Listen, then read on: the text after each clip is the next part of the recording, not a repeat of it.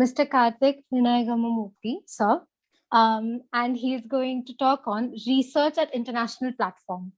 Mr. Karthik has done his bachelor's degree in mechanical engineering from NIT Trichy. He did his MBA from Babson College, and he was the recipient of the Dean's Scholarship as well.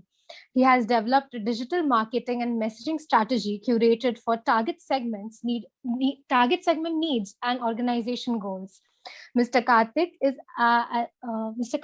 analytics strategy consultant at B2B e-commerce platform and the co-founder and CEO at Sustainable Home Care CPG startup Epic Cleansing Solutions. He has also presented at a couple of conferences like the 36th International Conference in Dentistry and Dental Marketing. And it's my pleasure to invite you, sir. And without any further time, I would like to hand him over the mic for today's session. Sure. Thank you, Aditi. Can you hear me well? Yes, sir. Wonderful. Okay. Thank you guys for everyone coming on this session. And it's about 3:45 a.m. here in Chicago, so I'm pretty excited to join you. And I've been there 5 years ago back in college when a guest of honor would have come into the college and would start giving this long lecture and would keep going on and on. It's the most irritating thing, I agree, because they come because we honor them and then they keep speaking over time and bore us out. I know I'm the last thing between you and you receiving your research awards, so I'm not going to keep this long and keep it boring. I'll keep it short and make it interesting. Now you're wondering, why is this random person who did mechanical engineering in a college in South India, who's sitting in a random country in the world, actually addressing us before on a research conference meant for physicians and dentists? The things I did are nothing like Dr. Sunita. She's amazing. She really had to fight things through. I was a very pampered, normal child out there, did not do anything exceptional. In fact, I was so pampered that my mom filled up my MBA applications. That's how pampered I was. My mom and dad sent me to the US. All I had to do was get on the flight and come here.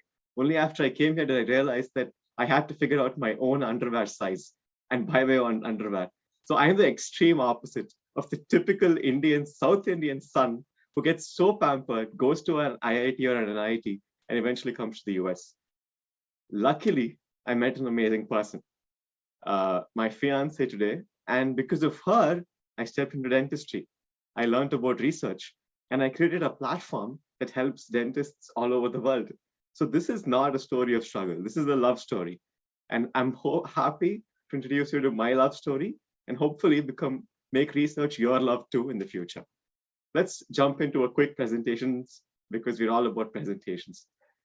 First, here we go. So what happened was just a year back, my fiance and I were thinking about taking the next step in life. And I'm not talking about marriage. That was not in our minds. But we were thinking about how she can join school. So this was the time I was trying to impress her. She had just flown down to the US by collecting money from her college in MGR University in Tamil Nadu. And she wanted to get into DDS programs at the US. Unfortunately, I was doing my MBA at the time and neither of us had money. We were just living off Maggie noodles, literally Maggie, because we couldn't afford anything else. And then we would put vegetables here and there and living. So she came out of BDS in 2018 and she wanted to pursue college. She did not have money, neither did I. We were both students. And we thought, why don't we do something? If we don't have the money, then let's probably build our journey off other people's money. So she applied to school. And the first year, she did not get into school. The second year, she got 10 invites. Between the first year and second year, we worked tirelessly. We went to multiple research conferences, put our faces out there, presented, networked with people, and started pretending to be like an American dentist, even though we weren't really one, made an impression, and slowly got recognition. So from one, she got 10 invites. And to put that in perspective, there are only totally 34 schools in the US that offer a DDS program, which is the equivalent of a BDS in the US. And out of 34, she applied to 16 and got 10. That was a record online. So when that happened, we realized, oh, we're sitting on something super lucrative. And I am an MBA, right? So I'm thinking about selling everything. My fiance is very humble, like Dr. Sunita. She doesn't want to show off her achievements. I'm like, you know what? We have something here. Let's go sell it. Let's go sell it. thinking something almost like the cred, the new credit card that's come out in India, where Rahul Dravid breaks things and says, Indra Nagar ka gunda ho. I was in the same boat. You have something that's incredible and I want to sell it. So even though she did not agree, we realized that we had to raise money for her applications. And the security deposit required to get the seat was $11,000. Where would we go for $11,000? So I start a Facebook page and I say, hey, my fiance got 10 admits. We've done a lot of research in this place, and we've also presented at several research conferences. We want to help other dentists aspiring to get into dental school also do research. So we're going to counsel them, we're going to mentor them and help them achieve the same platform. So that journey eventually became a company called Capit Simplified. So guess what happens? We start helping people not just in the US, but all over the world. In fact, 7% of the people we helped were in the very city that most of you are in right now, Bangalore. From there, slowly the journey starts going in. Within 1 year, we raised $6.6 thousand. And we are able to, half the money we took from a bank loan, remaining half we got from counseling people. With that money, we put her into dental school. Slowly, we keep the phone down, but the phone keeps ringing. More people get to know about our platform and they start giving us a call and asking us, hey, can you also help me get into dental school? Can you help me get visibility? Just the way you got it last year. And as of date, we have helped about 167 dentists get into school. Now, again, what does that mean? There are only 763 seats available for a DDS program for international students in the US. Out of 763, in just 1 year, we have put 167 people inside. That's almost 1 out of every 7 or 6 dentists in the US has come from our mentorship and coaching in just 1 year's time. This is for a person who doesn't know about dentistry, and this is for a person who was just new and graduated 2018. The timelines are that short. But if you want to put yourself out there, people will probably listen. The whole idea is about selling yourself. And if there's one nation that knows how to sell itself really well, it's America. In India, we always open the door inwards. We try to understand who we are, mindfulness, spirituality, and so on. In the West, people open the door outwards. They wouldn't have achieved anything great, but they will make a big show out of it. You've seen a famous thing. You've seen about how a person can wear an underwear over his pant and call himself a superhero and be world known, Superman. You've seen how people in America used to take cold ice, throw it on their heads, and do fundraising in its name, the Ice Bucket Challenge. So they can make anything look fancy. That's what they are. And we thought, if they can do it, why can't we do it? We're people of brown skin. We seem to be the CEOs of Google, Microsoft, and so many other companies. So probably we can pick up a thing or two from them and actually combine it with our smartness. Our smartness was to actually work really hard and do things very hard. And their smartness was to blow up anything out of exaggeration and sell that really well. We combined the two and we got people in. That kept growing. And today, as of today, out of every 2 people we've been coaching, at least one person makes it in dental school. Again, to put that into perspective, a typical dentist, let's say in a city like Chennai, who graduates out of BDS programs, might earn about 15,000 rupees working as an associate dentist. Maybe if they go to their own practice, they might earn up to $1 lakh in profit. Sometimes they join as associate professors back at their BDS institutions for even higher returns. But I've not seen anybody join their first job at about more than 1.6 lakhs per month in terms of how much they earn salary. But if you see the scales are pretty disadvantaged for a dentist in India. I was a mechanical engineer, and the immediate day I graduated, my annual income was 17 lakhs per annum. Why was it that engineers from IITs were earning so much and dentists or healthcare professionals were earning so less? There is this artificial bias, both in the mind of dentists and in the mind of the dental recruiters, that I can recruit a new fresher dentist for an extremely low cost. Because they are being recruited and almost exploited for such a low wage, what happens is many of them seek opportunities outside. They want recognition outside. So they come to countries like the US, New Zealand, Canada, and so on, and they don't know how to make an impression with a Caucasian interviewer. They don't judge us the same way we judge ourselves in India. In India, we have a hierarchical system. We want to call them sir and ma'am. Here, you want to call them by name. So there are such small, intricate nuances. We have this this subservient attitude where we want to make sure our work speaks for itself in India. Whereas in the US, your work doesn't have to speak for itself. You have to sell yourself very, very hard. So these cultural nuances are what people find extremely difficult to cross and actually get into school. A dental school program in the US is about $300,000, roughly 2 crore rupees. And then your first job would pay you $160,000, which is again a crore or more in terms of rupees. Of course, you're going to pay a lot higher in rent in the US, but purchasing power parity, all of that excluded, still your saving potential increases. I want to get to that place. I am qualified as a dentist to actually prove in a world stage, just like Dr. Sunita showed that she went all over the globe, went into Rhodes College and so on. And yet there is this cultural barrier between what I know and the way I showcase myself and what the world expects in this platform. Helping bridge that cultural barrier is where we came in, where me and my fiance came in. And successfully today, 1 out of every 2 people we have coached actually got into a school after showcasing themselves really well.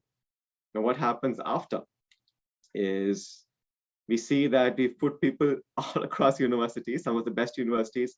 I'm sure you must be able to recall a few names here because professors from these colleges might have featured in your textbooks, or you might have seen great research webinars or conferences, whether it's NYU, whether it's UCSF, Colorado University. I'm not sure how many of you have heard few of these schools. In fact, there were great inventions like the Oral-B and Crest line of toothpastes and toothbrushes were all invented in some of these schools. So of such schools of such repute, we've had our Indian students, our Indian dentists actually being able to go inside. And almost, like I said, 6 or 7 out of 1 out of every 6 or 1 out of every 7 is from our coaching platform. But before I go into talking about what we did and what Capital Simplified did, I want to tell you about how we did it. For us, our inspiration was this guy. And I'm not sure if you've seen this person, but he's a big celebrity in Tamil Nadu. This guy is a joke. And when I say a joke, he's literally a joke. He's the owner of a store called Saravana Stores. Now, Saravana Stores is a company that is just a large, huge departmental store. It's like so big. They have about 6 stores all across Tamil Nadu, and they sell to people all across different socioeconomic strata. This guy, at some point in life, he decided that he wants to be a hero, movie hero. So what does he do? He takes his money, about 100 crores, and splashes it into television advertisements. He puts his face on all media. He starts acting with heroines like Anushka and I don't know whoever else is there, but Tamanna and so on. And then he starts acting with them, starts dancing with them, and we just cannot tolerate it. We cannot watch him on TV. It's like, why the hell do you want to be a hero? Just there are so many people out there, go help them. That happens for 3 years. And then what happens? He starts featuring along with great other very famous actors from different South Indian states on different television shows. And then a year later, he's actually producing a movie. And guess what? We'll all be watching it, including me. So one thing that I learned from this guy is when you want to put yourself out there, when you want to sell yourself, when you want to make an impression and have the world recall who you are, you have to let your shame take a sidestep.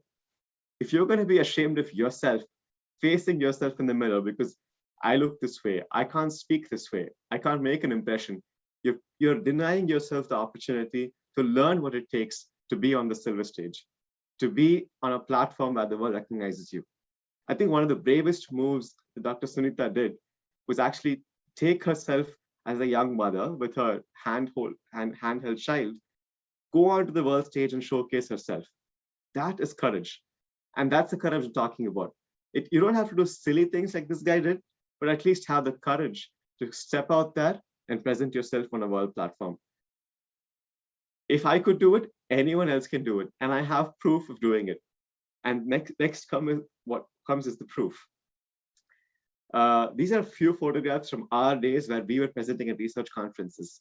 At the left, I knew little about marketing as an MBA. My fiance knew about dentistry. So we both did our self-study research without any other mentor. We did our huge research paper on digital marketing in dentistry. And this presentation, we toured about 7 places And when I say toured, we went something called couch surfing. Now, for those who do not know what couch surfing is, if you, let's say you have a couch at your house and you have an app like an Oyo app, you can sell your couch on the Oyo app. Anybody can come and stay in your hall on your sofa and pay you a little money for that. In the US, if you go to somebody's house and stay on their couch, only for $6, which is about 420 rupees, you can stay for one night in their house and get going. We couldn't afford hotels back then. All we had was the same fancy suit I'm wearing right now, but we only had that $6. So we would keep $5 for food and take Maggie with us, put it in a water kettle, eat it, and then sleep in somebody's couch for $6. Catch the local private bus, and then go to this conference. Like that, we visited so many cities and presented our ideas through research conferences. And the picture on the left is the very first conference where we presented digital marketing in dentistry.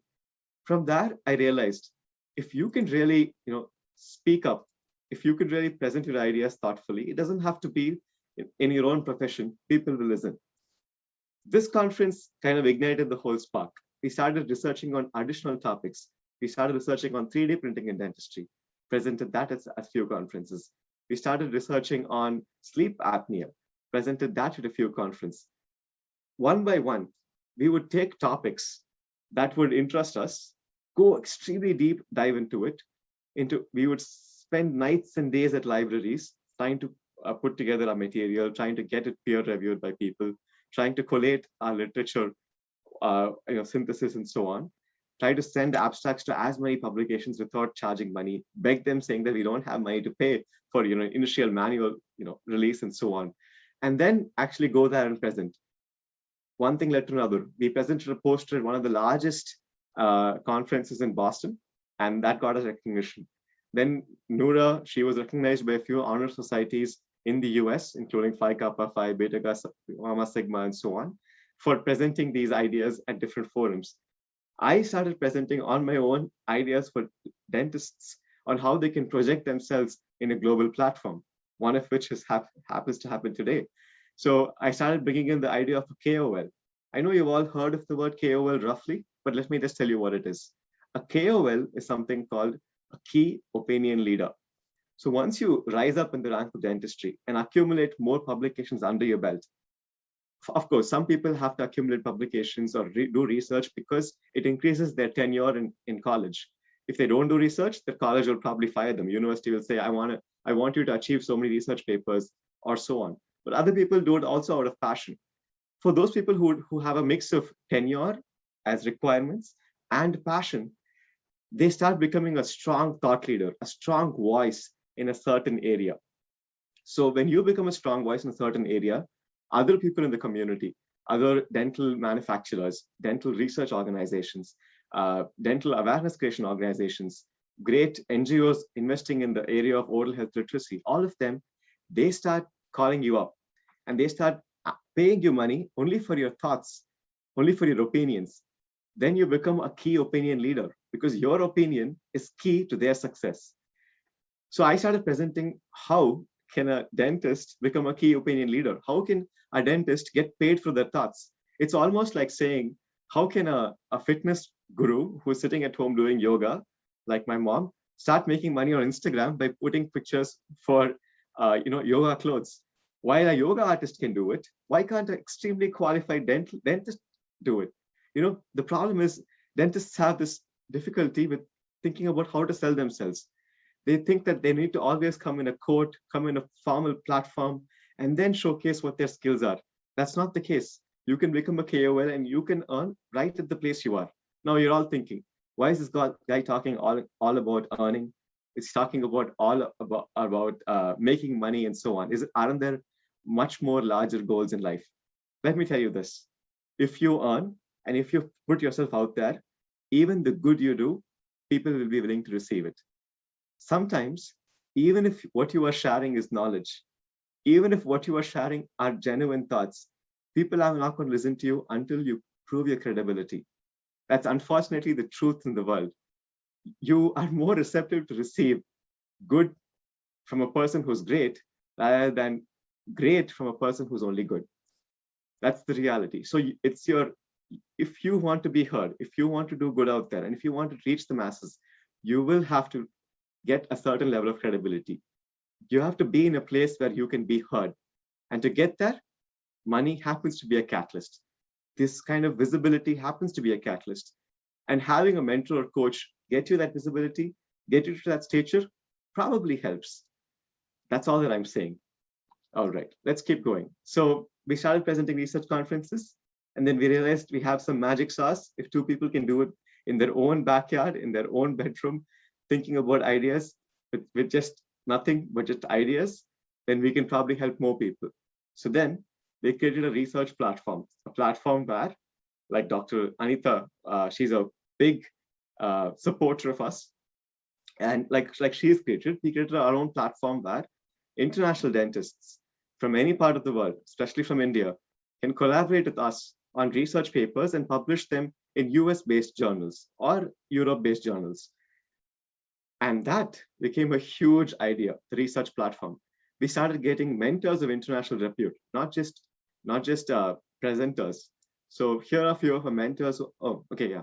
Sorry, before we go there, this is a small idea that I presented. So remember I told you about KOLs, key opinion leaders, and how a dentist can become a key opinion leader.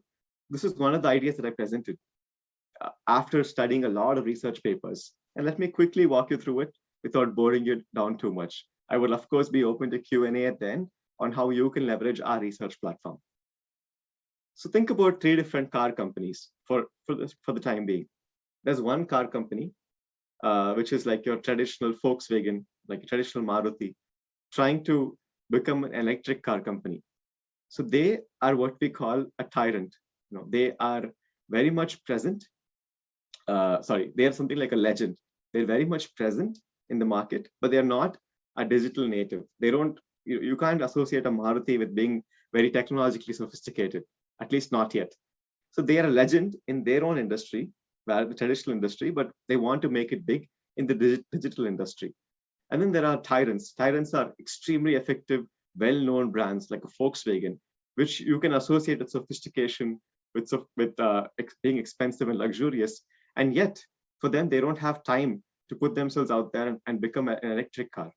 And then there are young dentists like you, I mean, not you and me, of course, not me, but definitely you, who are in school, who have a great thought, who have a great idea, and yet you're very digitally native. Like you might be spending more time on Instagram than on research papers, and yet you do not know how to earn credibility or make yourself present in a very traditional research market, like present at conferences like these. Probably if you submit your manual right out of school without a professor as your co-author, they won't even accept you. Or you may not know how to go through an ethical board and clear that, an IRB. So these kind of constraints come in. So we have three different types of people at three different ends of the spectrum, each trying to become a digital KOL.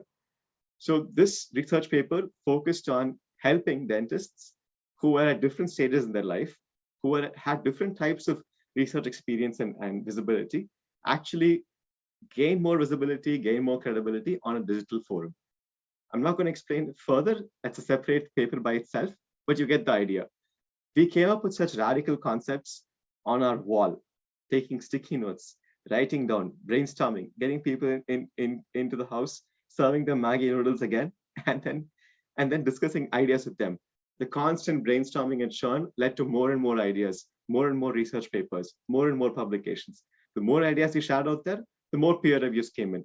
We would read our peer reviews. We would see what kind of comments they share with us. We would see what our ethical board shares with us in terms of feedback. Incorporate that in the next research paper we do.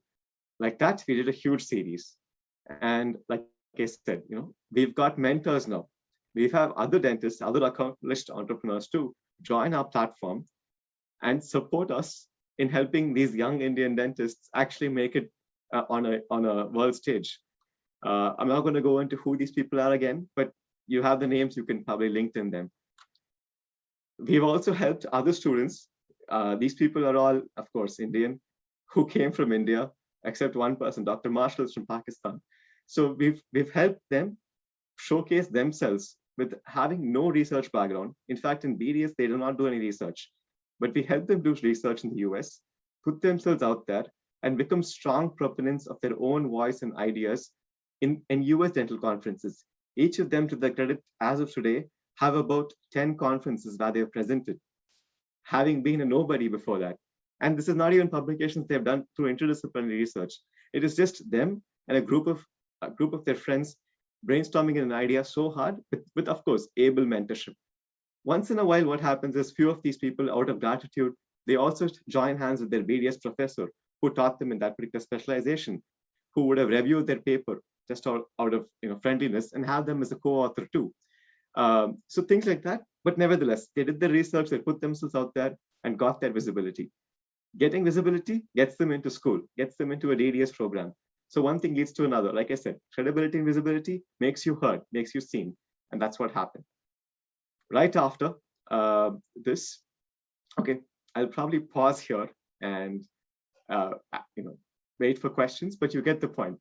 We have come a long way, starting from a love story of an MBA trying to impress a dentist, going on to learn that it's about visibility and credibility. And one way to do that is research, learning about research methods and tools, because we had to fundraise money for ourselves to join dental school, and eventually creating a platform that's now helping a lot more researchers or research aspirants in India present at a world forum like the US.